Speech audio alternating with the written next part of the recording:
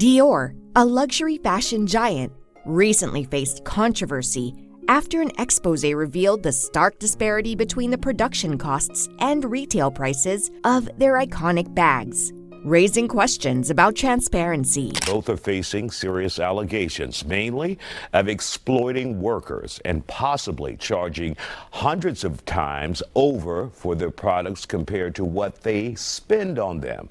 While the brand has always been at the forefront of fashion and sleek runway shows, rumors of a potential creative shift under Maria Grazia Chiuri have sparked intrigue. Could this be another turning point for the legendary brand, or will it continue on its current path? While Maria Grazia Chiuri, the creative force behind Dior, has successfully transformed the brand, resulting in impressive financial gains, the luxury fashion house is now facing scrutiny over its working conditions and production practices.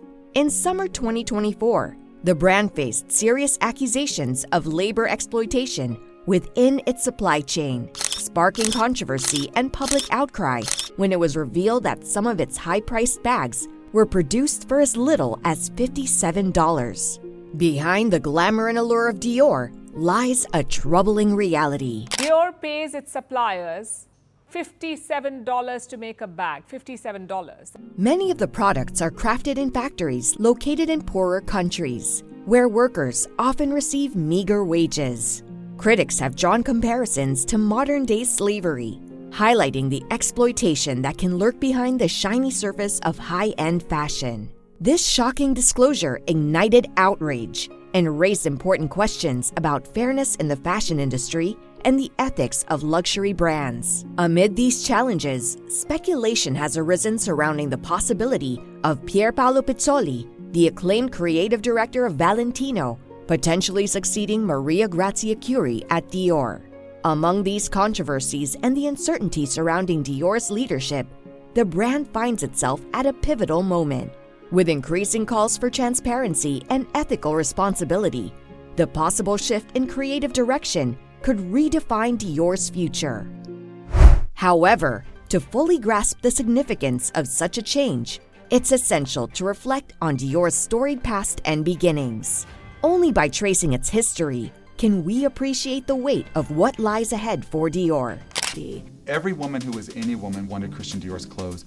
The journey begins in the 1950s, under the visionary leadership of Christian Dior himself, whose designs forever changed the landscape of haute couture.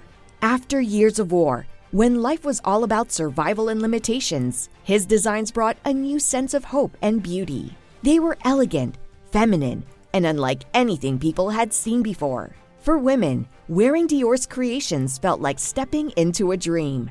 He knew how to create desire for his clothes and build a fashion empire. Soon, his name was on everyone's lips. From Hollywood stars to royalty, everyone wanted to be seen in Dior. Even today, his brand remains one of the most powerful names in the world of fashion. Dior's revolution truly took off in December 1946, when he launched his own fashion house with the backing of wealthy businessman Marcel Boussac. His introduction of the iconic new look came just after the end of World War II. They're designed by Christian Dior, the originator of the new look, though he disclaims the credit for inventing the name. These new dresses, he says, have the very latest line. His vision was to make women feel like flowers after a period when they had dressed more like soldiers. At Dior's first show, there was a palpable excitement in the air. Fashion editor Bettina Bala recalled how eager the audience was to witness this new style, and when the first model appeared, her long flowing skirt knocked over ashtrays in the rush of the crowd. The dramatic presentation of the clothes was a revolution in itself, as much a performance as a fashion show. One day, Dior kept her standing, pinning last-minute changes right through till 2 a.m. It was a dress that he suddenly had an inspiration for at 6 p.m. the day before a show. Dior's work was not only about the outward look. He also emphasized craftsmanship. Drawing inspiration from architecture, he used padding and structured techniques to create garments that were both strong and elegant. The majority of his clients then were private clients, ladies, and what they did is twice a year they allowed themselves 2 or 3 weeks to do fittings. In the 1950s, modeling for Dior was both glamorous and grueling. Odile Kern, one of Dior's models, traveled across the globe to showcase his iconic designs. We went to New York, we went to South Africa, we went here twice, once with Dior and one with Saint Laurent, and we were extremely well received. Dior was different from other designers though. He chose models of all ages and body types, believing that his customers should see themselves in the women who wore his clothes. Fast forward to today, Dior's legacy continues under Maria Grazia Chiuri, but the experience of being a model is far more inclusive. Chiuri focuses on modern wearable designs that celebrate femininity and empowerment. Her shows are more diverse, featuring models of all shapes, sizes, and backgrounds. Chiuri uses fashion as a platform to speak on social issues, especially women's rights, blending activism with style to make a lasting statement. While Dior's models have evolved over the decades, the essence of the brand remains rooted in artistry and elegance. His designs aren't just clothes. They are masterpieces, carefully crafted from the finest materials with an artist's touch. Each piece shows his deep love for beauty and innovation. In Dior's haute couture collections, his vision truly shines. The materials are the best of the best, and the attention to detail is unmatched. When you look at these pieces, you're not just seeing fashion, you're witnessing timeless art. Dior himself was deeply committed into his craft and craftsmanship. Every single creation reflected his perfectionist nature and dedication to beauty. Today, Dior's fashion shows still honor his spirit. They embrace his original vision while bringing in fresh modern touches. This balance of tradition and innovation is what keeps Dior at the top of the fashion world. So this is the new Miss Dior perfume. I don't know that I have the words for it. It's okay. It does feel like a summer night. But just as Dior redefined fashion, he brought the same bold vision to fragrance, starting with the iconic Miss Dior in 1947. Yes, you heard well. This fragrance line started from 1947 and still keeps selling. Named after Dior's sister, Catherine Dior, known as Miss Dior, it brings together the sweet brightness of mandarin and gardenia with the rich grounding notes of patchouli, sandalwood, and oak. Despite the name Miss, which hints at youthful innocence, Miss Dior is anything but simple. The fragrance unfolds into a complex and refined blend, much like the women of the 1940s who carried layers of grace and sensuality. Hello, my name is Anya Taylor-Joy and I'm going to show you what's in my Lady Dior bag. This is what's in my Lady Dior bag. Building on the success of Miss Dior, Dior continued to make his mark in fashion history with the creation of the Lady Dior bag, an enduring symbol of elegance and one of the most iconic handbags of all time.